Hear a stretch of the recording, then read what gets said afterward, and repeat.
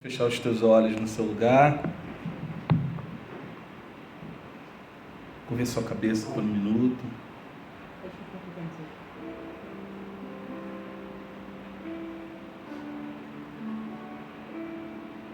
Pai, nós cremos na sua palavra. Sabemos que o Senhor é Deus. Nada foge ao seu controle, Senhor. Os nossos olhos são limitados para enxergar coisas invisíveis. Temos dificuldades, Senhor, e muitas das vezes de crer de que o Senhor está fazendo ao nosso favor. Pedimos a Ti em nome de Jesus, tem misericórdia de nós. Possamos viver para a glória do Teu nome, Senhor. Que a nossa vida seja exclusivamente, unicamente para a glória do Seu nome. Abençoe essa igreja, abençoe os nossos irmãos. Dê para cada uma pessoa, em particular, a certeza de que o Senhor está vivo. E assim sendo, que possamos nos unir em um único propósito e aguardar a volta do Senhor como igreja. Não nos deixe esmurecer no meio do caminho. Não nos deixe parar, Senhor. Pois a nossa caminhada ela é árdua, é pesada, é difícil. Não há ninguém aqui que possa chegar ao final dessa caminhada sozinhos, se o Teu Santo Espírito não nos ajudar. Precisamos tanto de auxílio, precisamos tanto de direção, sabedoria, discernimento. Precisamos da Sua mão a nos levar até esse lugar, preparado para a igreja, a qual o Seu Filho Jesus mesmo disse que iria preparar. Muitos de nós, por causa dos nossos compromissos diários, por causa da vontade de ser, de ter, de conquistar, nos esquecemos de nos fortalecer em oração, nos esquecemos de ter relacionamento contigo, nos esquecemos que o Senhor está vivo e passamos dias e dias sem orar, sem ler a Bíblia, sem prestar ao Senhor o culto devido. Ó Deus, tem misericórdia de nós. Não nos deixe esquecer de onde estávamos, o que éramos, o que fazíamos antes do Senhor nos escolher, antes do Senhor nos chamar. Antes de estarmos na Sua casa, perdidos estávamos, mas o Senhor nos resgatou, Senhor. E tudo isso é para a glória do Seu nome. Nos ensine a viver para a glória do Seu nome, Pai. Que tudo que venhamos fazer, que venha convergir para a glória do Seu nome. Como Paulo disse, quer comais, quer bebais, quer façais qualquer outra coisa, que tudo seja feito para a glória de Deus. Quebranta o nosso coração, Senhor. Nos faça estar na Sua casa com zelo, com amor, com entrega. Tire a frieza do nosso coração. Tire o conformismo do nosso coração. Não nos deixe estar enquadrados naquele grupo de pessoas que o Senhor Jesus disse que quando Ele viesse, faltaria fé na terra. Não. Que o nosso coração esteja intacto, cheio de fé. Que o nosso coração não se esfrie, como o Seu Filho Jesus disse, que por causa da iniquidade o amor esfriaria. Que o nosso amor para o Senhor, que o nosso amor para os nossos irmãos, ele permaneça intacto, Senhor. Nos ajude a Te honrar, nos ajude a fazer as coisas que são certas. Dai-nos o discernimento para ouvirmos a sua voz e compreendê-la. Abençoe as nossas vidas, Senhor. Abençoe as nossas vidas. Que o Senhor seja glorificado, meus irmãos, na vida de vocês. Que o coração de vocês sempre esteja inclinado a servir ao Senhor de todo o vosso coração. É isso que a palavra de Deus nos ensina, que nós podemos encontrar o Senhor. E a palavra diz que se nós encontrarmos o Senhor, Ele vai transformar o nosso coração, mudará a nossa sorte, transformará a nossa vida. O convite do Senhor é buscá-lo de forma incansável, até encontrar. Buscar-me-eis e me achareis quando me buscardes de vosso coração, de todo o vosso coração, diz o Senhor. E mudarei a vossa sorte. Achegai-vos a Deus e Ele vos achegará a vós, diz a palavra de Deus. O convite do Senhor para a igreja, para todos nós é esse. Possamos correr para o Senhor e viver aos seus pés como igreja do Senhor Jesus. Aleluia, Senhor. Porque dele, por ele, para ele são todas as coisas. Senhor, recebe os nossos louvores. Porque dele, por ele, para ele são todas as coisas. Porque dele, por ele, para ele são todas as coisas.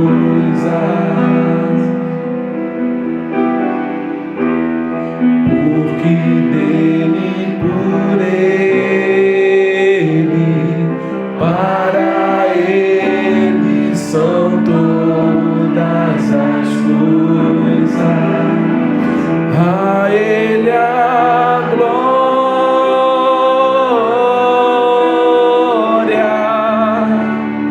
a ele a glória, a ele a glória,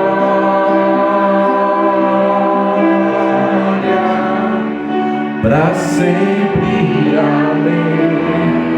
Deus seja louvado para sempre e adorado. A Ele a glória,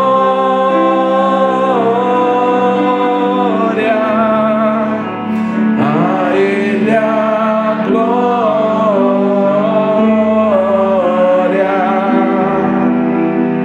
a Ele a glória,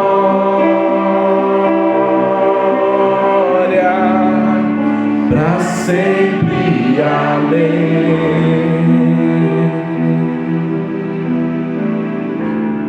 Com profundas riquezas, o saber e o conhecer de Deus,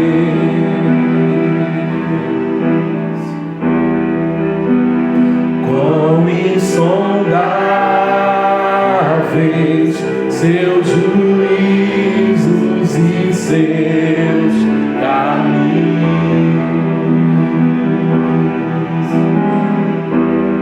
com profundas riquezas, o saber e o conhecer de Deus,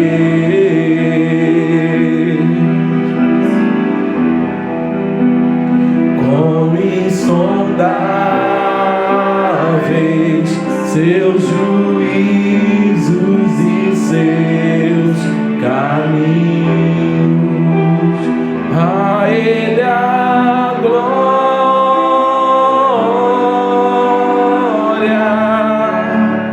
a Ele a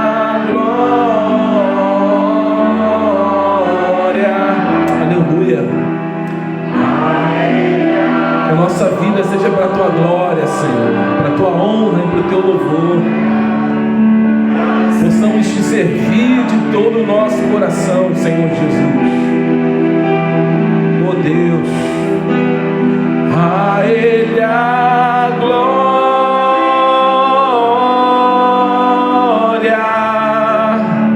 a Ele a glória,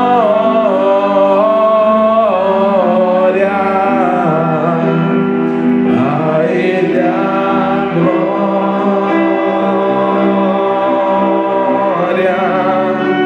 para sempre, amém. Todas as vezes que nós nos reunirmos neste lugar para cultuarmos a Deus, possamos vir de coração inclinado e quebrantado para servir ao Senhor. O culto, ele é direcionado para uma única pessoa. E é esta pessoa que salvou a mim e salvou a você. Gratidão, irmão, fidelidade, devoção, tributos a Deus por aquilo que Ele realizou sobre nós. Por isso que a Deus toda a honra e toda a glória e todo o louvor para tudo sempre. Amém? Amém, igreja? Por favor, pegue a palavra de Deus.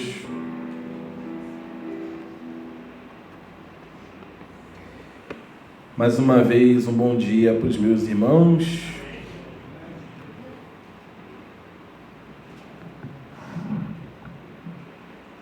Por gentileza, querida igreja, abra a palavra de Deus em Hebreus capítulo 11. Nós temos alguém hoje nesta igreja que não esteve presente no domingo passado? Pastor, não vim ao culto domingo passado. Levante a sua mão, por favor. Não esteve. Não, pastor, não deu para vir domingo passado. Tá bom, ok. Só para que eu possa recapitular aqui alguns pontos que foram ditos no domingo que se passou. Nós vamos para Hebreus capítulo 11, nós vamos ler do versículo 1 até o versículo de número 4, ok?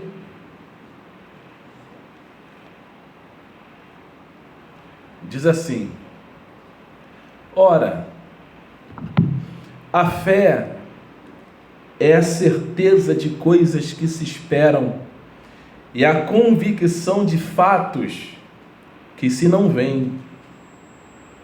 Pois pela fé os antigos obtiveram um bom testemunho. Pela fé entendemos que foi o universo formado pela palavra de Deus, de maneira que o invisível veio a existir das coisas que não aparecem. Pela fé, Abel ofereceu a Deus mais excelente sacrifício do que Caim, pelo qual obteve um testemunho de ser justo, tendo a aprovação de Deus quanto às suas ofertas.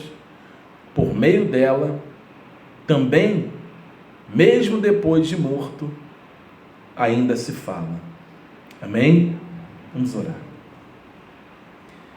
Pai, em nome do Senhor Jesus, teu Filho, nós oramos, te agradecemos desde já por esta palavra, pela pregação desta manhã. Pedimos ao Senhor que fortaleça os nossos irmãos ao ouvir, e que não somente isso, mas que os nossos irmãos, todos nós possamos praticar essa palavra no santo e poderoso nome do Senhor Jesus. Amém. Igreja, pode sentar, por favor.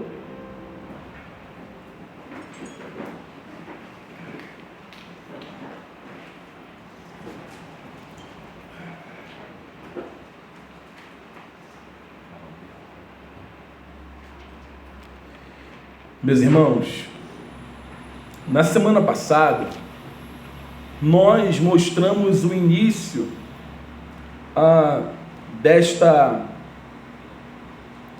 desta exposição, mostrando que no capítulo 10, no final, desde o versículo 32 até o versículo 34, até o versículo 39, o autor ele tem um compromisso em mostrar aos hebreus, aqueles que estão recebendo a mensagem, que eles precisam se apegar a Deus com toda a força, com todo o vigor e com toda a sua convicção, e se lembrar também que eles, antes de estarem em Cristo, eles estavam numa condição muito lamentável.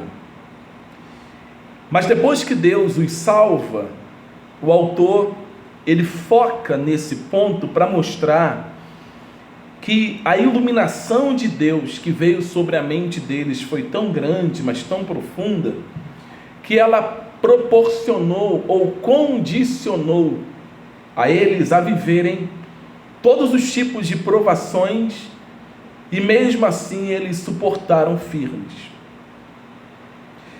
Eu sempre faço aquelas ilustrações iniciais nas minhas pregações, para que eu possa ser muito claro quando chegar na parte de aplicá-la.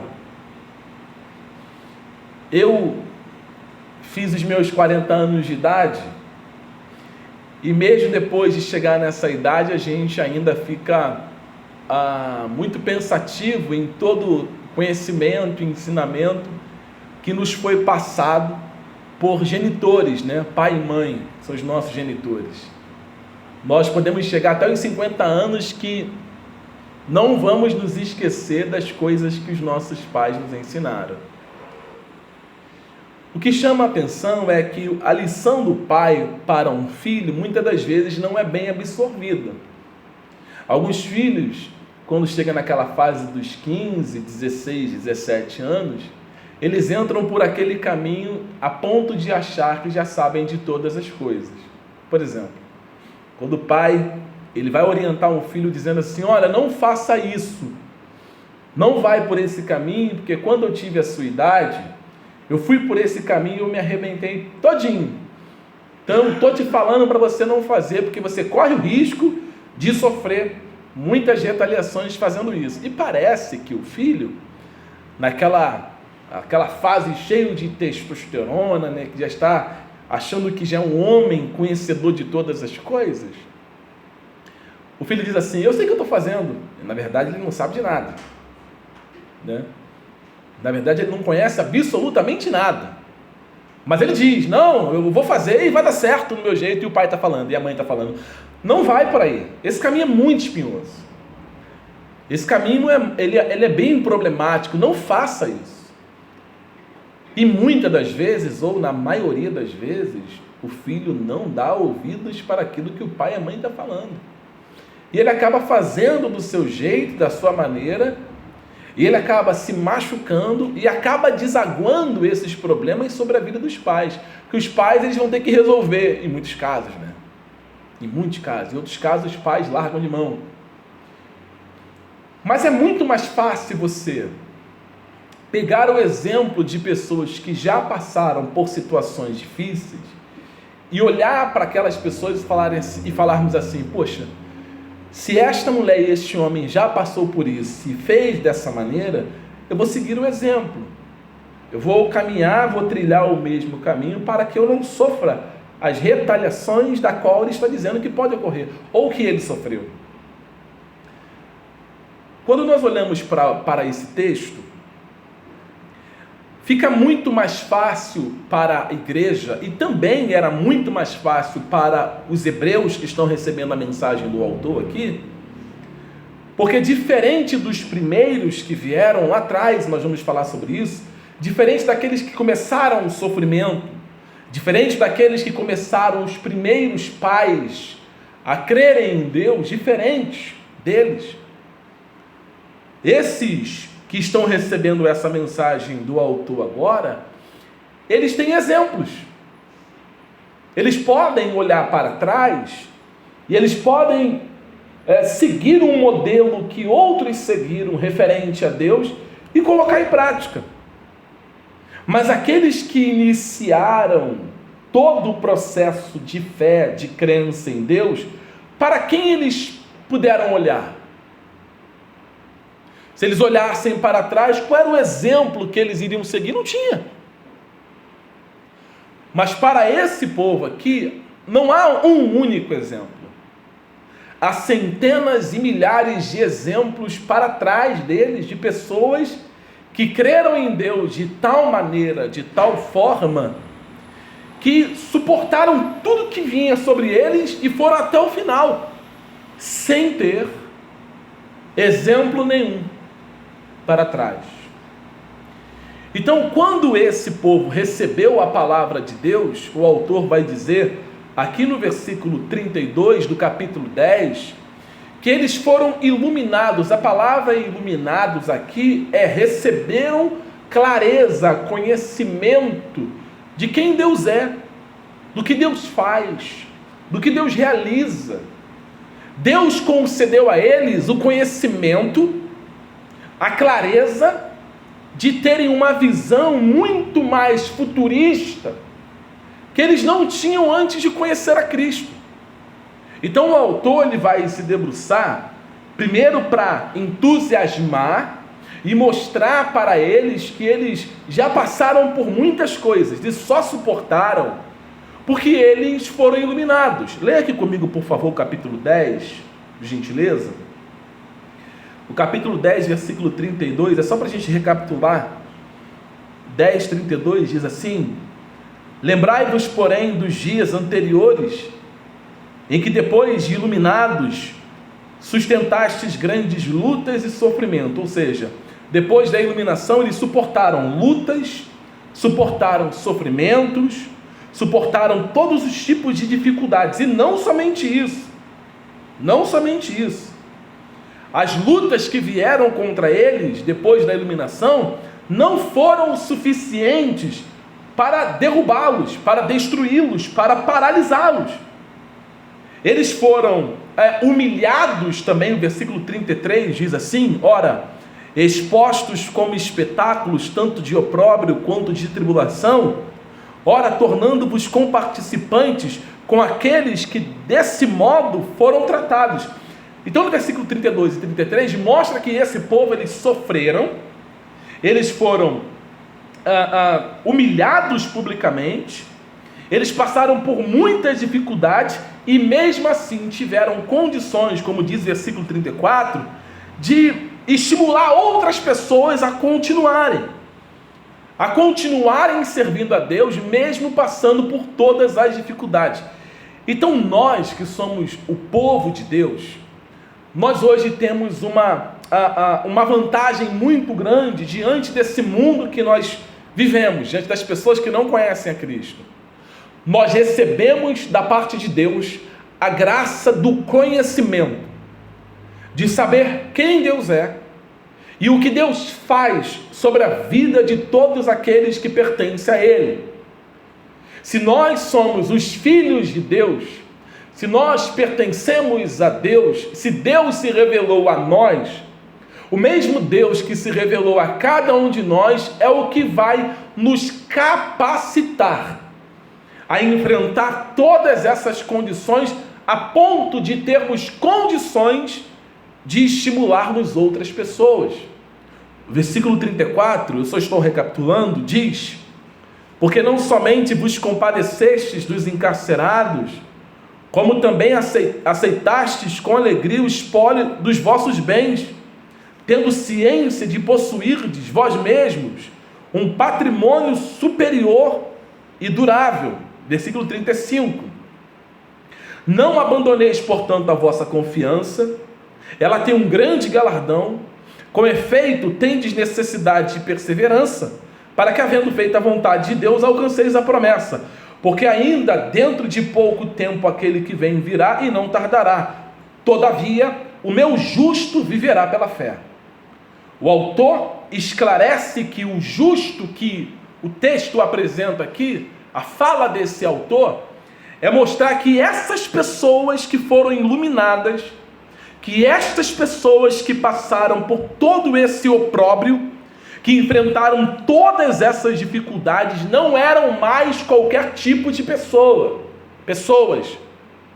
Essas pessoas, elas são chamadas de os justos de Deus, aqueles a quem o próprio Deus concede fé, para enfrentar todas essas coisas aqui também e aguardarem perseverantes a volta do Senhor Jesus.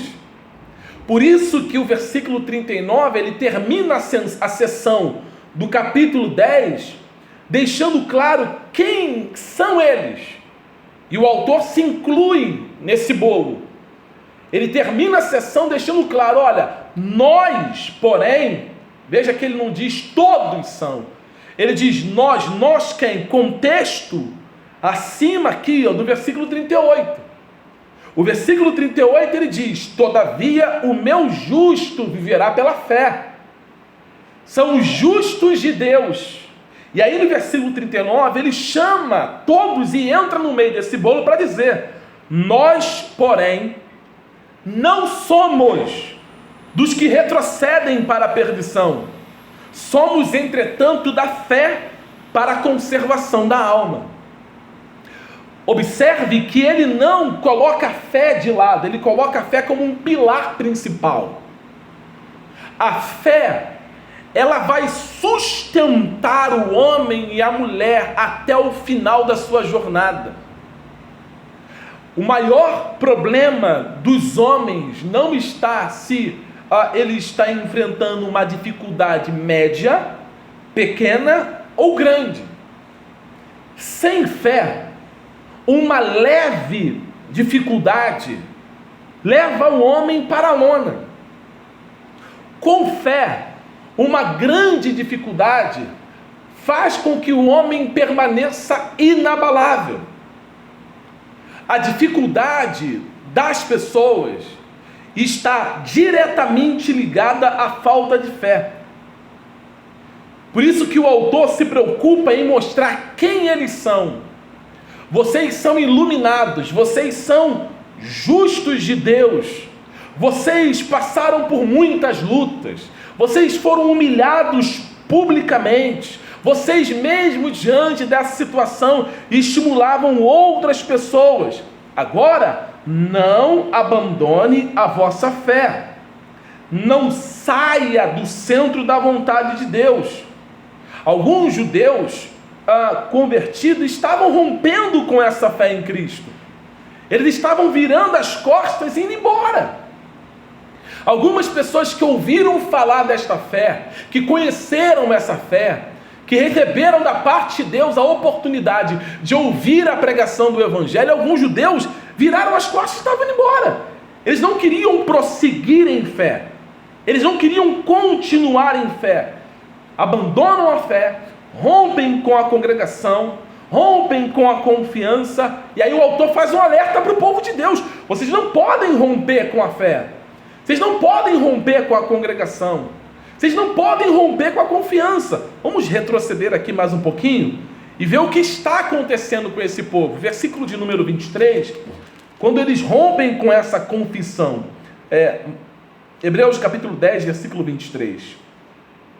Olha o que o autor diz: guardemos firmes a confissão da esperança, sem vacilar, pois quem fez a promessa é o que, igreja? É fiel. Ele diz: vocês não podem de maneira nenhuma retroceder, guarde firme essa promessa, porque quem fez a promessa foi o Senhor, quem prometeu foi o Senhor Jesus. E por causa disso, se vocês creem nele de todo o coração, fiquem firmes. Além deles não estarem firmados na confissão, o que é confissão? É crer. Confissão aqui, igreja, é crer no que Jesus fez. A confissão aqui é crer em quem Jesus é. Essa é a confissão. O que nós cremos? Nós cremos que Jesus Cristo, Filho de Deus, ele veio a esta terra como homem, nasceu do ventre da Maria e nos foi dado como o nosso justificador. Foi colocado como o Cordeiro Imaculado no nosso lugar, para a expiação dos nossos pecados. Nós cremos que ele foi morto pela espada, pelos chicotes, crucificado numa cruz. Nós cremos que o Senhor Jesus, ele morreu. Nós cremos que o Senhor Jesus, ele foi sepultado. Nós cremos que o Senhor Jesus, ele ressuscitou ao terceiro dia, e nós cremos que o Senhor Jesus ascendeu aos céus, e nós também cremos que ele em breve voltará para buscar a sua igreja. Essa é a nossa confissão. E dessa confissão, nós não podemos de maneira nenhuma, em hipótese alguma, abandonar. Nós não podemos virar as costas para essa confissão. Mas haviam pessoas que, além de virarem as costas para essa confissão, estavam abandonando a congregação. Não queriam mais crer em Cristo ou continuar na fé até o final, e abandonavam a congregação. O versículo de número 25, ele alerta aos justos aqui. Ele diz: não deixemos de congregar-nos, como é costume de alguns. Antes façamos admoestações, e tanto mais quando vedes que aquele dia se aproxima, ou que aquele dia está próximo. O que o autor está dizendo? Olha, se alguns estão abandonando a congregação, se alguns saíram da fé, vocês não podem. Vocês não, independente do que aconteça. Pelo contrário, nós temos que admoestar uns aos outros, dizendo: fique firme, não desista, fica firme, irmã, fica firme, meu irmão, continue na oração, continue lendo a palavra, porque quem prometeu é fiel. É isso que a igreja faz, é isso que o povo de Deus faz, uns para com os outros, é estimular o tempo todo a continuar na fé, sabendo que esse dia está chegando, sabendo que a volta de Jesus está muito perto. Então nós não podemos olhar para os nossos irmãos e deixar de estimular os nossos irmãos e falar: olha, fica firme, não sai da fé e não abandona a congregação, vai até o final na sua fé, não rompa com a confiança que você tem em Deus, acredite em tudo que o Senhor Jesus falou. Acredite em tudo que o Senhor Jesus disse sobre o seu retorno. Então, esse alerta que nós fazemos, esse alerta que o autor faz, ele é de suma importância, tanto para aquela geração, como para a nossa geração também. Nós não podemos retroceder, nós não podemos voltar atrás, nós temos que olhar para Jesus, continuarmos firmes em Jesus, sem vacilar, independente do que aconteça. Então, quando nós lemos aqui o versículo 39, final, que nós não somos daquele que retrocedemos, o que o autor tinha que fazer agora? Ele tinha que continuar, presta atenção nisso, ele tinha que continuar a narrativa dele. Porque se nós olharmos o versículo 39, a continuidade correta seria o capítulo 12, versículo 1. O certo seria ele pular do capítulo 10, versículo 39, para o capítulo 12, versículo 1. Esse seria o certo. Mas ele vai e faz uma pausa para dar exemplos de fé, para mostrar para o povo hebreu que eles têm exemplos, que se eles olharem para trás, eles não estão no que diz respeito ao vazio, não. Eles podem olhar e pegar exemplos de fé. É isso que o autor vai fazer. Porque quando nós pulamos do capítulo 10 para o capítulo 12, ele diz assim no versículo 1 lá do capítulo 12. Olha que coisa interessante. Quando você lê o capítulo 12, versículo 1, parece que ele está continuando a narrativa. Continuando, ele diz assim, portanto também nós, veja, ele diz, nós não somos aqueles que retrocedem para perdição da alma, mas perseveramos para a conservação da alma, no versículo 39. Quando chega no capítulo 12, parece que ele continua, porque ele diz, portanto também nós, visto que temos a rodear-nos tão grande nuvem de testemunhas, deixemos o embaraço e o pecado que tão de perto nos rodeia, e corramos com paciência a carreira que nos está proposta. Parece que o capítulo 12 é a continuação do capítulo 10. Era simples, era só ele continuar. Mas o que ele faz? Ele faz uma pausa. E ele vai pegar heróis da fé, homens que passaram por dificuldades, mulheres que passaram por dificuldades, para mostrar para os hebreus que eles precisam continuar. Ele está encorajando os leitores a lembrá-los dos exemplos de fé em épocas antigas. No Antigo Testamento, nós temos muitos exemplos. Nós temos centenas de exemplos. Agora, vamos fazer uma pequena meditação a respeito dos exemplos passados. Quando nós olhamos para esses homens e para essas mulheres do Antigo Testamento, o que havia de nítido para eles naquele período? Não havia nada de nítido. Não havia ninguém para que eles pudessem confiar a não ser em Deus, a não ser nas promessas de Deus. Não tem evidência nenhuma.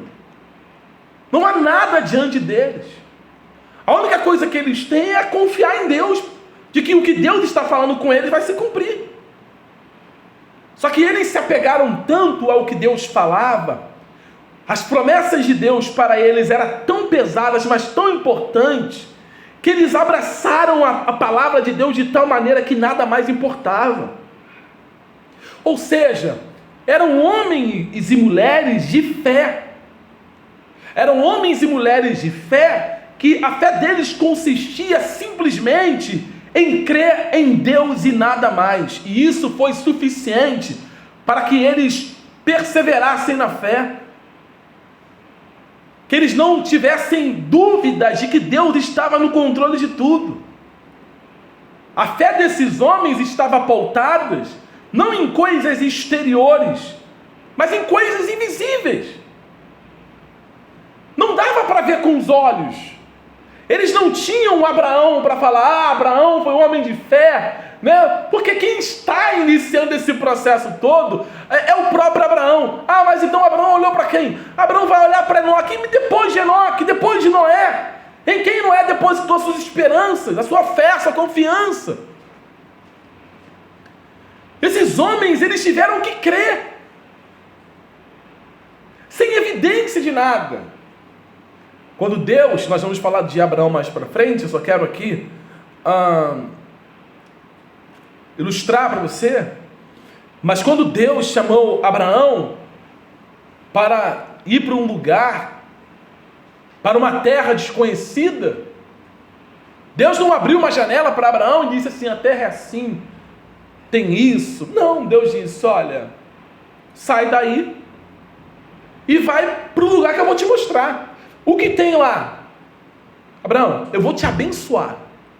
Vai. A única coisa que ele tinha que fazer, a única coisa que Abraão fez, foi acreditar. Ele só acreditou. Ele falou, Senhor, eu vou acreditar no que o Senhor está falando comigo. Isso é a fé. Hebreus capítulo 11, versículo 1. Ora, a fé é o firme fundamento das coisas que se esperam e a prova das coisas que se não veem. Agora, daqui para frente, o tema do autor, até o capítulo 12, vai ser somente a fé. E é por meio dessa fé que os justos vivem. É por meio dessa fé, irmã, ô minha irmã, meu irmão, é por meio dessa fé que o Senhor e a Senhora, que todos nós vamos ir até o final das nossas vidas aqui nessa terra. É por meio dela. Então a fé, além dela ser justificadora, como está escrito em Efésios capítulo 2, a fé que nos salva, a fé que nos justificou, o autor, nesse ponto aqui, ele não vai falar dessa fé justificadora. A fé é justificadora, mas ele não está aqui se apoiando nessa fé justificadora eficazmente sobre o nosso coração, não. Ele vai pegar essa fé que nós recebemos da parte de Deus para mostrar que através desta fé que nos justificou, essa mesma fé, especialmente, ela pode nos ajudar nas nossas perseveranças. Ela pode nos ajudar. A fé é como se fosse o combustível da nossa vida. A fé é uma essência substancial de coisas que nós esperamos. O autor aqui, ele está completamente inclinado para mostrar para esse povo que eles não precisam ver absolutamente nada para acreditar que Deus é poderoso para fazer coisas impossíveis. Que Deus pode mudar situações da noite para o dia. Que Deus pode fazer o que Ele quiser, a hora que Ele quiser. Se Ele prometeu, e se Deus promete alguma coisa demasiadamente difícil para mim e para você, porque os nossos olhos são limitados a vermos, a contemplarmos essas coisas. Se Deus diz, tal coisa eu irei fazer a seu respeito, ao seu respeito, ou assim vai acontecer. Se nós olharmos e a nossa fé estiver apoiada nas coisas palpáveis, nas coisas que nós podemos tocar, nós somos completamente incrédulos. Porque Deus realiza coisas impossíveis, invisíveis, que nós não conseguimos enxergar. Então o autor, quando fala de fé, ele está falando da mesma coisa que Paulo fala em Romanos capítulo 8. Quando Paulo ele fala sobre esse comportamento de fé, de entrega, no capítulo 8, ele diz que se nós contemplarmos, se nós estamos vendo, como pode ser fé? Vamos abrir aqui Romanos capítulo 8, por favor. Romanos capítulo 8, versículo 24. Vamos ler. Ele diz, Romanos 8, 24. Coloca ali para mim. Porque se esperamos, porque em esperança fomos salvos. Ora, a esperança que se vê não é esperança. A esperança que se vê não é esperança. Como é que eu vou chamar de esperança? Eu estou vendo. Então é uma certeza, eu estou vendo. A fé é muito mais do que isso. Eu tenho esperança sem ver. Porque o que alguém vê, como também esperará? Versículo 25. Mas se esperamos o que não vemos com paciência, esperamos, 26. E da mesma maneira também, o Espírito ajuda as nossas fraquezas, porque não sabemos o que havemos de pedir como convém, mas o mesmo Espírito intercede por nós com gemidos inexprimíveis. Então nós, os filhos de Deus, o povo de Deus, temos uma grande dificuldade. Qual é a dificuldade? Conseguir esperar sem ver. Eu não estou vendo. Dá mais uma ilustração aqui. Mais uma ilustração. Hoje, depois que inventaram o Uber, ficou mais fácil, né? Mas você se lembra quando você acordava para pegar o ônibus 5 horas da manhã? Alguém já passou por essa fase aí? Alguém? Mas o pior de tudo não era acordar às 5 horas da manhã. O pior de tudo é que o ponto da tua casa ficava distante. O ponto que você pegava o ônibus, você tinha que andar mais ou menos aí, uns 5 minutinhos até o ponto. Que o ônibus não passava na porta da tua casa. Mas você ia para o ponto com aquela certeza, com aquela convicção. O meu ônibus passa 5h10, 5h40. E como você ficava no ponto? Você ficava com o seu olhar direcionado naquela direção de onde o ônibus vinha. Você tem que trabalhar, você tem que ir para o serviço. Você tem um destino, você tem que chegar lá. Se o ônibus está demorando, o que você faz? Você já começa, e o ônibus que não vem. Mas você fica ali, ó. É a única linha que tem. É o único ônibus que tem. Não tem como você... Não tem Uber, não tem nada, não tem 99, não tem Drive, não tem nada. Você tem que aguardar o ônibus vir e você fica ali esperando. Esperando. Quando surge lá na ponta aqueles 2 faróis brilhando, ai, graças a Deus. Graças a Deus, quando você entra no ônibus, você senta naquele banco e você vai em direção ao seu local de trabalho. Mas você aguardou, mesmo não vendo, mas você tinha certeza que ele estava vindo, que ele viria. No seu ser, lá dentro, você estava convicto: eu vou esperar. Eu até fiz uma publicação ontem. Na verdade, meu filho fez a publicação enquanto eu estava estudando. Eu estava escrevendo, falei: faz essa publicação aqui para mim, meu filho. E até escrevi dizendo que a fé é um órgão que nos faz enxergar o invisível. Assim como os nossos olhos carnais nos faz enxergar o visível, a fé nos faz ver coisas invisíveis. Porque nós acreditamos que acontecerão. Então a fé, ela está desde o início, ela estará desde o início das nossas vidas até o final, meus irmãos. Desde o começo da sua fé, desde o começo da sua conversão, até o final da nossa conversão, a fé, ela vai ter que estar lá, firme, inabalável. Porque a fé, ela pode fazer todas as coisas pertencentes à vida de Deus. Sem ela, nada pode ser feito. Sem fé, você não pode fazer absolutamente nada que agrade a Deus. Nada. É o que a palavra de Deus nos ensina. Que sem essa bendita fé, é impossível agradar a Deus. É impossível, diz a palavra do Senhor. A palavra de Deus nos declara: é impossível você, eu, todos nós como povo de Deus, agradarmos o Senhor. Podemos ser zelosos, olhe para cá, podemos ser zelosos com toda a igreja, podemos ser zelosos como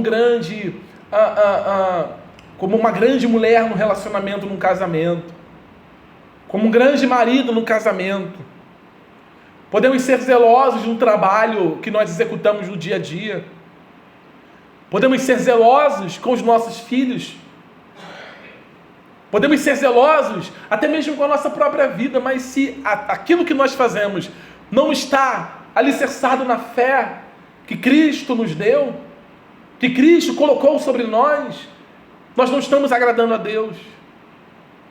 Nós não estamos fazendo absolutamente nada onde Deus é glorificado. É ser redundante na fala, mas lembre do que Paulo dizia: tudo que você for fazer, tudo que você for realizar, tudo que você for fazer tem que ser para a glória de Deus e por meio da fé. Na fé que nós recebemos do Filho de Deus. Nós temos hoje uma grande problemática na vida espiritual das pessoas, que elas acreditam que podem ter uma boa vida espiritual, um bom relacionamento com Deus sem fé. Não há possibilidade nenhuma. Sem essa fé que não há como você ter um relacionamento com Deus. Porque olha para cá, quantos de vocês aqui oram? Fazem orações? Todos nós, né? Crente que não ora está com problema. Tem que orar, crente. Mas não é assim. Você está orando para quem? Por que você ora? Quando você está orando, você está fazendo o quê? Você está falando com alguém? Hello, alguém está aqui me ouvindo? Crente?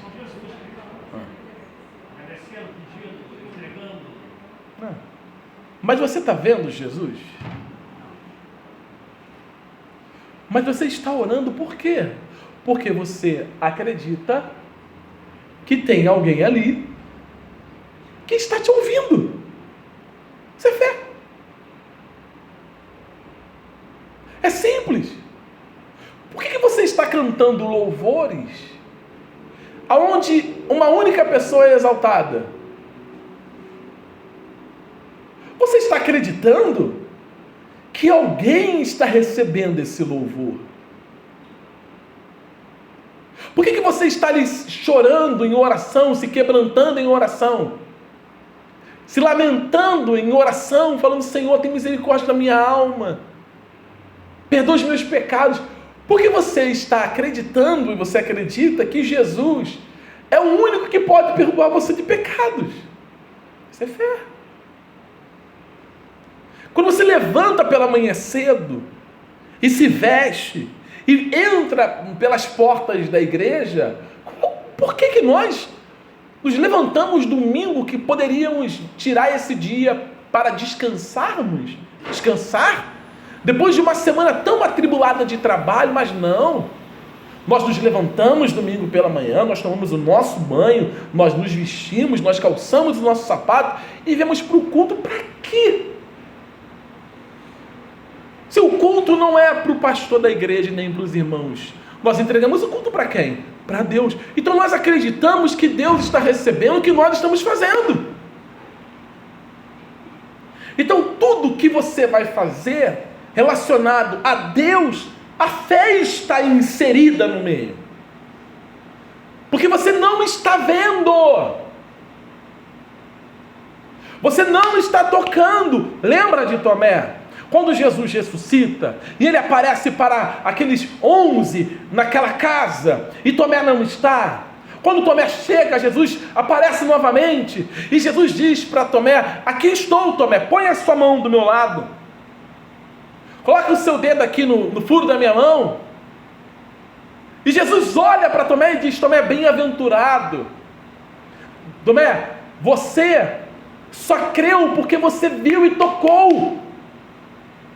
Mas bem-aventurados são aqueles que não viram, mas creram. Bem-aventurados são aqueles que não tocam, mas acreditam. Bem-aventurados são aqueles que pegam esse livro e acredita que esse livro é a boca do nosso Deus falando com os homens. Bem-aventurado é aqueles que abrem o livro de Apocalipse e leem que Jesus deixou claro que a igreja estará no lugar onde as lágrimas dos olhos serão completamente enxugadas. Bem-aventurados são esses que têm essa fé, que não estão vendo nada, mas eles não retrocedem. Eles não voltam para trás, eles vão adiante. Mesmo passando e enfrentando por dificuldades enormes, quando Abacuque estava vivendo em uma época de muito caos, onde o povo de Deus estava vivendo uma rebeldia gigante, uma rebeldia, o povo de Deus não queria se curvar para Deus, viver uma vida reta, viver uma vida santa, viver uma vida temente. O que Deus faz? Deus levanta um povo contra o próprio povo dele. E esse povo que Deus levanta destrói os filhos de Deus, porque eles não queriam se curvar para Deus. Mas depois o mesmo Deus que levantou esse povo para destruir o seu próprio povo, vai destruir esse povo, porque esse povo destruiu o povo de Deus. Abacuque está nessa época que as pessoas não queriam Deus, que as pessoas não tinham compromisso, não tinha uma convicção da pessoa de Deus. Aí Abacuque ali, inserido nesse tempo, inserido nessa turbulência toda, é que ele cita, é que ele fala, é que ele exalta para com Deus a sua confiança.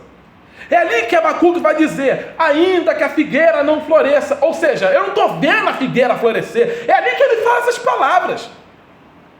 Ainda que a figueira não floresça e que nem haja fruto na vide, o produto da oliveira minta, os campos não produzam mantimento, as ovelhas sejam arrebatadas do aprisco e nos currais não haja gado, todavia eu me alegro no Senhor, eu exulto no Deus da minha salvação.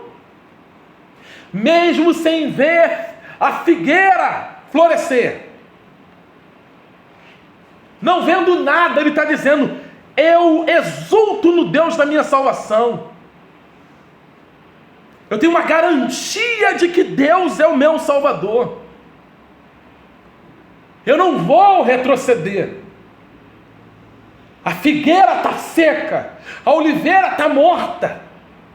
Não há mantimento no campo, a terra está dura, está seca, o céu está de bronze, não chove, mas eu não vou retroceder porque eu não preciso ver para acreditar que Deus está no mesmo lugar, assentado num trono de glória, e que todas as coisas estão correndo debaixo e no controle das suas mãos. Isso é fé. A nossa fé está depositada em uma pessoa. no Senhor Jesus, o nosso Salvador, que todas as coisas fez, que todas as coisas conquistou, que morreu e entregou a mim e a você essa bendita fé. Se você é um filho de Deus e está no meio dessa turbulência, acredite no que Paulo disse. Confie no que a palavra de Deus diz para nós. Que se nós somos filhos de Deus, que se nós somos o povo de Deus, é bem certo, diz a palavra de Deus, que se nós padecemos com Ele, nós também seremos glorificados juntamente com Ele. Que se nós passamos por momentos difíceis, nós não podemos voltar atrás. A fé é uma segurança. A fé é a segurança do cristão. A fé é a segurança que não pode ser roubada. Algumas pessoas, principalmente a Igreja Católica, e aqui eu faço essa advertência, a Igreja Católica, lá no Concílio de Trento, a Igreja Católica, ela declarou terminantemente que a certeza do crente de que os seus pecados foram perdoados é uma confiança vã e ímpia, a ponto de misturar fé com obras, a ponto de colocar diante das pessoas uma série de obrigações que a Bíblia não determina. Acharmos que a fé não é suficiente. A Igreja Católica colocou muito julgo sobre os ombros das pessoas, peso sobre os ombros das pessoas. E até hoje, meus irmãos, infelizmente, até hoje, até esse prezado momento, existem pessoas que não conseguem viver só pela fé, porque viver pela fé é desafiador. Viver pela fé é você acreditar de todo o teu coração de que existe um repouso certo para o povo de Deus. Um lugar aonde nós vamos, que as nossas vidas, mesmo tendo sido maltratadas, vituperadas aqui na terra, elas entrarão num lugar melhor. No lugar onde o nosso coração, onde o nosso ser se alegrará na presença de Deus. Eu sempre faço essas observações, sabe? Hoje, depois de muito tempo, eu faço essa observação. Se torna fácil hoje, depois de ler, estudar bastante, se torna fácil. Antes eu não entendia. Por que que aqueles homens e mulheres suportaram o que suportaram? Em Roma, na primeira perseguição, através da espada de Nero, de Herodes, de César, dos Césares, né? Hoje se torna fácil para mim, de conseguir olhar para aquele povo e falar assim, agora eu entendo por que eles suportaram todas as coisas, porque a fé deles era uma fé inabalável, era uma fé convicta, era uma fé que fazia com que eles enxergassem além. Irmãos, quem está me ouvindo, diga amém. Você consegue enxergar além da sua dor?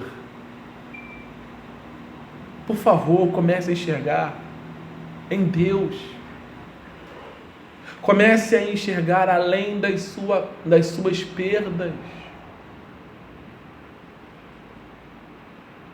Comece a enxergar além das decepções, além da traição. Comece a enxergar além dos sofrimentos, além das angústias. Comece a olhar para a sua fé e começar a contemplar que um dia, uma hora, todas essas aflições, dores e sofrimentos, decepções, elas terão fim. Pegue essa fé e comece a depositar todas as suas esperanças no Senhor. Abrace a fé. Tenha essa certeza das coisas que você espera. O autor não está dizendo que a fé é o firme fundamento.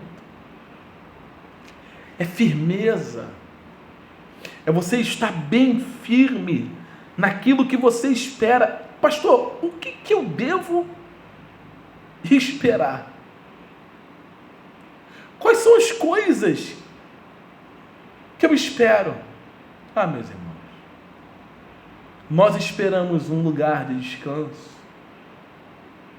Nós esperamos em Deus o nosso galardão. Nós esperamos uma cidade que não é terrena, é uma cidade que está além dos nossos olhos. Nós esperamos, como diz o versículo 16, uma pátria celestial superior. Nós esperamos coisas que essa terra não pode nos dar. É isso que nós esperamos. E quanto mais o tempo for passando, quanto mais as horas se passarem, as coisas vão ficar mais pesadas, mas tão mais espremidas, que se a nossa fé não estiver firmadas em Cristo, o nosso foco pode ser mudado. Nós acabamos tirando os olhos daquilo que é eterno para aquilo que é passageiro, para aquilo que é superficial. Não faça isso. Irmãos, meus irmãos, não façam isso. Não façam. Muitos dos senhores e senhoras que estão aqui, alguns dos senhores, têm mais de 40, 30 anos congregando na casa de Deus. Muitos de vocês estão começando na fé agora. Muitos de vocês estão trilhando esse caminho agora. O mundo vai tentar de todas as maneiras seduzi-los. Os que já estão há mais tempo precisam voltar lá para o capítulo 10 de Hebreus e ler os versículos novamente, de 31 a 39, se lembrar de quando foram iluminados. E não retrocederem. Pedir a Deus para os fortalecer. Não espere que a sua vida melhore aqui, porque essa é uma informação enganosa de uma teologia furada, de uma teologia completamente compactuada, com pactos com esse mundo, uma teologia com pactos legalistas deste mundo. É uma teologia progressista, com avanços deste mundo. Não é uma teologia que aponta para Cristo, porque a teologia que nós estamos ouvindo e vendo, ela diz que a nossa vida vai melhorar aqui, e não é o que a Bíblia diz. É triste falarmos sobre isso, mas é a realidade. É a realidade é essa. Veja se não é confortável ouvir essas palavras aqui. Fique firme, meu irmão. Essa semana a tua vida muda. É muito bom ouvir isso. Não é bom? Não faz não traz um bem pro coração? Meu irmão, se eu sou homem de Deus, esse mês vai ser o mês da tua virada. Tá pronto? Se prepara, esse é o mês. Aquele mês, lembra aquele mês que estava prometido? Esse agora, é o mês de julho. Pode se preparar. É muito bom ouvir isso. A pessoa sai da igreja como Deus falou comigo naquele culto. E fica esperando. Aí passa julho, agosto, setembro, outubro, novembro. Ela está caçando o mês na virada. E não chega. Não chega. Porque a ordem natural para o crente sério, para o crente verdadeiro, não é isso. E não espere do pastor Alex, não espere do pastor William, não espere de mim, não espere do Diogo, não espere do Leonardo tais palavras como esta. Eu posso te garantir uma coisa: em Cristo nós seremos confortados, consolados, animados. Em Cristo nós estaremos inabaláveis. Em Cristo nós vamos prosseguir. Em Cristo nós vamos avançar. Em Cristo nós já vencemos o inferno. Em Cristo. Isso eu posso te garantir. Porque a Bíblia fala sobre isso. Então não espere ser vitorioso. Não espere em Cristo somente nesta vida. Como diz Romanos, na verdade, como diz Coríntios capítulo 15. 1 Coríntios capítulo 15. Vamos abrir aqui rapidinho. Veja que o autor fala. Paulo vai falar em 1 Coríntios capítulo 15.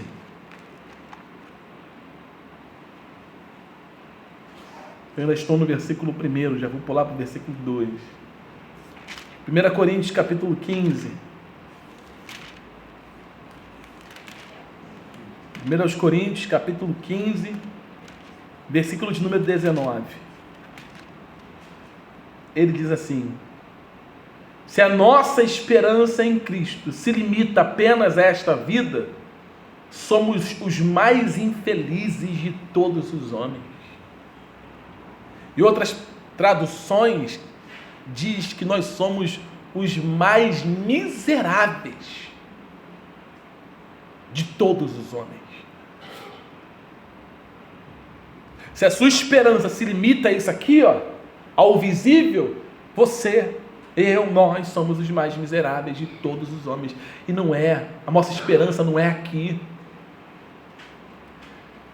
Essa não é a nossa esperança. Parece, às vezes, eu vi isso num debate, o pastor falar assim, às vezes as pessoas nos julgam e dizem assim, falar essas coisas, pregando com o microfone é fácil, eu quero ver no dia a dia, na prática, se o senhor vive isso. Irmãos, a mesma dificuldade que você tem, eu também tenho. Porque eu sou uma ovelha igual a você, de um grande aprisco. Eu só fui vocacionado para pregar, escolhido para isso. Mas eu sou ovelha igual a você, então as mesmas dificuldades eu também enfrento. Eu não posso aguardar em Cristo somente nessa vida. Não posso. Hebreus capítulo 11, versículo 2. Vamos voltar lá. Vamos avançar. Hebreus capítulo 11, versículo 2. Porque por ela os antigos alcançaram o testemunho. Os antigos aqui que o autor se refere são os personagens que vão ocupar todo o capítulo 11, tá? Do versículo 4 até o versículo final. Então esses antigos aqui que ele vai se referir são personagens que, mesmo diante das circunstâncias, desafiaram a espada, contrariaram ao mundo, as incredulidades, foram até o final na sua fé em Deus e deram testemunho de que realmente criam em Deus. Então essa parte aqui do versículo 2, quando ele fala que por ela os antigos alcançaram testemunho, nós vamos deixar para falar mais para frente, porque são muitos heróis da fé e nós não vamos citar bastante, não vamos falar de todos hoje, então vamos deixar mais para frente. Versículo 3: pela fé entendemos que os mundos pela palavra de Deus foram criados, de maneira que aquilo que se vê não foi feito do que é aparente. Ou seja, nós sabemos que o mundo, ele existe, e que é assim porque a Bíblia diz. Nós cremos que esse planeta não foi criado por uma explosão.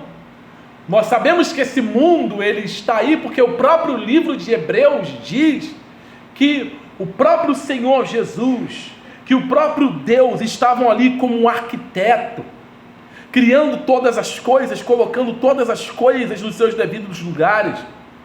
Nós temos fé que Deus criou tanto o céu e tanto a terra e tudo quanto nele há. Nós não acreditamos em nenhuma teoria, Nós não acreditamos naquilo que o relativismo, né? Hoje o relativismo está bem concentrado na questão criacional. Então eles estão relativizando muitas coisas, colocando a existência deste mundo com a criação de Deus e a existência de outros planetas e a existência de outros seres viventes em outro planeta, e vai relativizando a palavra de Deus com a ciência e com o erro da ciência, com o grosso modo que a ciência é aplicada sobre a palavra de Deus, que eles não têm a fé, não têm a crença que nós temos, e não conseguem analisar que tudo que existe, todas as coisas que existem foram criadas por Deus. Aquilo que nós não vemos, aquilo que nós não contemplamos, aquilo que nós não tocamos, nós não podemos fazer aqui suposições que existem.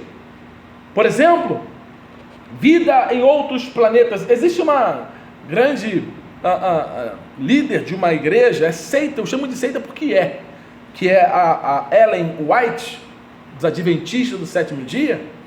A Ellen White recebeu visões e revelações de que existem vidas em outros planetas, que existem extraterrestres. Os pastores da igreja adventista, inclusive, até mesmo o Rodrigo Silva, que eu considero ele como uma mente muito brilhante, não sei se você conhece o Rodrigo Silva, né? Mas ele é uma pessoa que tem uma mente muito brilhante.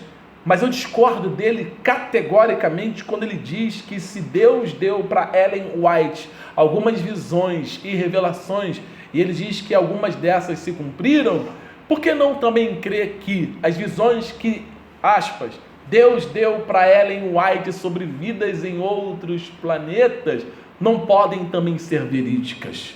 Eu discordo completamente. O que a Bíblia tem a nos fornecer, o que a Bíblia tem a nos mostrar sobre essas questões, é uma coisa só. A Bíblia diz assim, é o que a Bíblia diz: o que foi dado ao homem conhecer foi dado, e acabou. Se não foi dado além do que as Escrituras nos diz, para onde nós vamos? Nós vamos colocar das nossas imaginações? Eu sou a favor do estudo, sou a favor da arqueologia, eu sou apaixonado por essas coisas, acho que tem que estudar mesmo, mas se não se entrelaçar com as Escrituras, precisam ser reprovadas, porque a Bíblia é a resposta para tudo. Quando os homens eles começam a descobrir por meio da ciência, quando os homens começam a fazer pesquisa e eles conseguem chegar a um denominador comum no tempo de hoje sobre aquilo que a Bíblia fala, mais convicto eu sou de que a Bíblia é mais atual do que a ciência da nossa geração. Mais convicto. Então Deus criou o mundo e todas as coisas que nele há pelas suas mãos e pelo sopro da sua boca, porque disse Deus haja, e assim foi. Foi pela palavra de Deus que o mundo e tudo que nele há foram criadas, é o que a Bíblia diz. Deus criou tudo com o poder da sua boca, realizou tudo que nós podemos ver com o poder da sua boca, os luminares, luminar maior ou menor, tudo com a boca. O poder de Deus, que é muito mais além do que nós podemos imaginar. Como que eu vou acreditar nisso? Eu acredito nisso pela fé, porque a Bíblia diz. Eu acredito. E você deve acreditar. O autor está chamando o povo para isso. Vamos abrir aqui no versículo 4 e vou encerrar aqui. Ele diz: pela fé, Abel ofereceu a Deus o maior sacrifício do que Caim, pelo qual alcançou o testemunho de que era justo, dando Deus testemunho dos seus dons, e por ela, depois de morto, ainda fala. Aqui o autor vai apresentar o nome de Caim, somente para um contraste. O que ele está interessado aqui é a fé que Abel tinha. Ele vai encerrar essa primeira parte aqui, nós vamos encerrar essa primeira parte, falando do primeiro herói da fé aqui, um exemplo de fé, um exemplo de compromisso, um exemplo de entrega. Aqui nós temos uma confirmação que essa fé, ela é uma fé que não é tomada à força, é uma fé concedida. É uma fé que Deus concede ao homem, porque são dois irmãos que receberam as mesmas oportunidades. Mas enquanto Caim, ele era uma pessoa formal, ele agia na formalidade. O que significa isso? Ele era uma pessoa que fazia por obrigação. Por obrigação ele fazia, enquanto o seu irmão Abel, ele sempre agia por meio da fé. Abel era aquela pessoa que se inclinava para fazer as coisas para Deus por fé. Era um sacrifício, era por fé. Ele ia adorar, era na fé. Tudo que ele fazia, tudo. Gênesis capítulo 4, versículo 1, do 1 ao 5. Vamos ler. Gênesis capítulo 4. Por favor, irmãos. Gênesis 4, versículo 1. Vamos encerrar. Diz assim: E coabitou o homem com Eva, sua mulher, e esta concebeu e deu à luz a Caim. Então disse: Eu adquiri um varão com o auxílio do Senhor. Depois deu à luz Abel, seu irmão. Abel foi pastor de ovelhas e Caim lavrador. E aconteceu que no fim de uns tempos trouxe Caim do fruto da terra uma oferta ao Senhor. Abel, por sua vez, trouxe as primícias do seu rebanho e da gordura deste, e agradou o Senhor de Abel e de sua oferta. Então, em passo que Caim e de sua oferta não se agradou. Veja que enquanto Caim ofereceu somente alguns frutos colhidos, Abel apresentou os melhores animais do seu rebanho. Deus olhou para a vida, o coração de Abel, e ficou satisfeito com os seus motivos. Quando Deus olha para Abel, Deus vê que o coração dele está sendo inclinado pela fé, pela qual fé todos nós aqui devemos ter. Porque se a fé de Abel obteve testemunho, por que a minha não vai ter? Obteve um testemunho de ser justo, tendo a aprovação de Deus quanto às suas ofertas. Aqui, eu volto aqui, o Leonardo estava falando sobre isso, eu quero só pontuar. Às vezes nós achamos que quando nós vamos ofertar na igreja, nós temos que ofertar por obrigação. Eu vou ofertar porque se eu não ofertar, a igreja fecha. Eu vou ofertar porque se eu não ofertar, não paga a luz da igreja.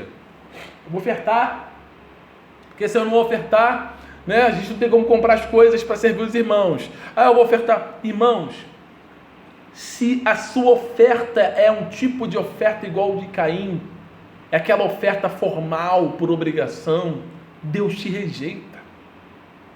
Porque até na hora da oferta tem que ser por fé. Você oferta feliz, agradando a Deus. Foi por causa dessa fé aqui que Abel se tornou conhecido como homem justo. Foi por causa desse comportamento que a terra até hoje clama o seu nome. Se nós estamos aqui nesse culto falando do nome de Abel, é porque ele foi, aos olhos de Deus, considerado um homem cheio de fé e justo naquilo que fazia. Quando Jesus vai falar sobre Abel, quando nós lemos as Escrituras, a Bíblia diz que o sangue de Abel, o sangue do justo, desde Zacarias, filho de Baraquias, vai cair sobre a cabeça dos homens, desde Abel até Zacarias. Quando Deus fala sobre sangue justo, Ele fala do primeiro homem que foi assassinado, o primeiro justo que morreu, o primeiro homem que depositou fé no Senhor. É isso que a palavra de Deus diz. É isso que o Evangelho vai nos dizer.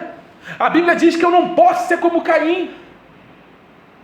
Você tem um coração cheio de fé, você tem que romper com o comportamento de Caim.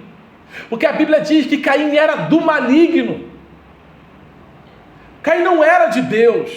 que não haja em vós, que não haja em mim, que não haja em nenhum de nós, um coração igual ao dele. Vamos abrir aqui, por favor, primeira epístola de São João.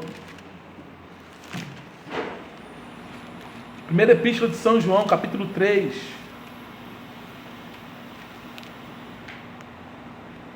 Versículo 11 e 12. Diz assim, queridos irmãos: porque a mensagem que ouvistes desde o princípio é esta, que nos amemos uns aos outros, não segundo Caim, que era do maligno, e assassinou o seu irmão. E por que o assassinou? Porque as suas obras eram más, e a de seu irmão era justa. Era justa. Abel, em tudo que fazia, dos seus caminhos, ele fazia para agradar a Deus. Ele fazia tudo onde Deus era glorificado. Você pode querer dar bom testemunho por obras. O bom testemunho não é por obras, é por fé. É a fé que Deus vai querer encontrar no teu coração. Por que você está fazendo isso? Qual é a intenção do teu coração? Você está fazendo a fim de ser visto pelos homens, ou você está fazendo por fé? É a fé que Deus vai querer encontrar. Você pode fazer muito, mas se não for por fé, por amor, não adianta. Olhe para os exemplos negativos de Caim. Olhe para o comportamento de Caim. O Caim, quando vai apresentar um culto a Deus, ele apresenta um culto hipócrita. Ofereceu um culto a Deus com uma vida suja. Caim foi obstinado e rebelde, ele não aceitou a repreensão de Deus. Deus vai repreendê-lo, ele não aceita. Não aceita. E o fato disso é que ele vai levar o seu irmão à morte com as próprias mãos. Ele tira a vida do irmão. Então o sangue de Abel dá testemunha até hoje. Então o nosso exemplo hoje, pegue o exemplo de Abel e pegue o exemplo de Caim e siga o exemplo de Abel. O seu exemplo é encorajar pessoas a buscarem o Senhor pela fé, porque existe uma recompensa. Essa mensagem aqui eu vou encerrar dizendo: o meu papel é encorajar a senhora e o senhor, e dizer para vocês a terem essa fé no coração, porque é válido, vai valer a pena no final da nossa vida. Quando tudo se encerrar, quando tudo terminar, terá valido a pena. Ontem, cheguei do trabalho, com muita dor no corpo, porque eu acabei pegando uma gripe, eu estou pregando na misericórdia, a garganta está muito inflamada e doendo. E eu cheguei em casa ontem, para almoçar, e eu me lembrei que eu tinha que ligar para uma pessoa, e eu liguei. Membro da igreja, que está 1 mês e meio sem ir no culto. Eu liguei. Eu disse: irmão, já faz 1 mês e meio que você não vem no culto. O que está acontecendo? O irmão disse assim: não, porque eu estou cheio de negócios para resolver. Eu tenho que trabalhar, porque eu tenho que... Eu comprei uma casa aqui, eu comprei uma casa lá, eu estou fazendo a obra. Eu falei: tudo bem, mas isso está sendo feito para a glória de Deus? Aonde Deus é glorificado nisso? Eu fiz essas perguntas. Porque nós não podemos, em momento nenhum, vou repetir, deixar de ter as nossas coisas. Pode ter. Você tem fé? Você consegue viver bem assim? Seu relacionamento com Deus não vai esfriar? Você não vai se afastar de Deus? Você acha que Deus te condicionou para ter tais coisas, para conquistar tais coisas? Vai em frente. Mas o seu relacionamento com Deus, como é que está? O que Deus concedeu a você, como é que está? Perguntei para Ele. É como se Deus tivesse errado naquilo que deu para aquelas pessoas. Deus errou. É como se Deus tivesse... É como se Deus errou. Porque Deus entrega talentos para as pessoas. Sabe o que as pessoas fazem? Elas enfiam no bolso e falam assim: eu não vou fazer. Isso aqui é meu. Eu conquistei com a minha sabedoria. E pega Deus. Claro que sempre sim, mas o comportamento é como se pegasse Deus e falasse assim: Deus, fica aí no seu canto e me deixa aqui no meu, porque eu ando do jeito que eu acho correto. Eu faço Irmãos, a pior coisa que pode existir para um crente é Deus deixar você fazer as suas vontades.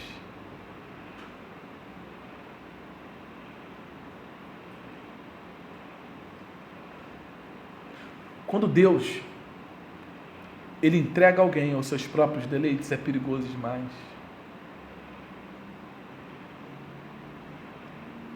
Quando nós dizemos assim: eu tenho fé em Deus e acredito naquilo que Ele tem para mim, e o nosso comportamento é o contrário disso,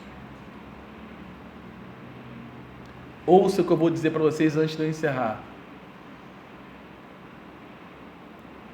A fé que nós recebemos da parte de Deus, olhe para cá, essa fé especial não foi concedida a nenhum dos senhores, nenhum, simplesmente para que vocês possam vir ao culto e louvar a Deus. Não é somente para isso, não.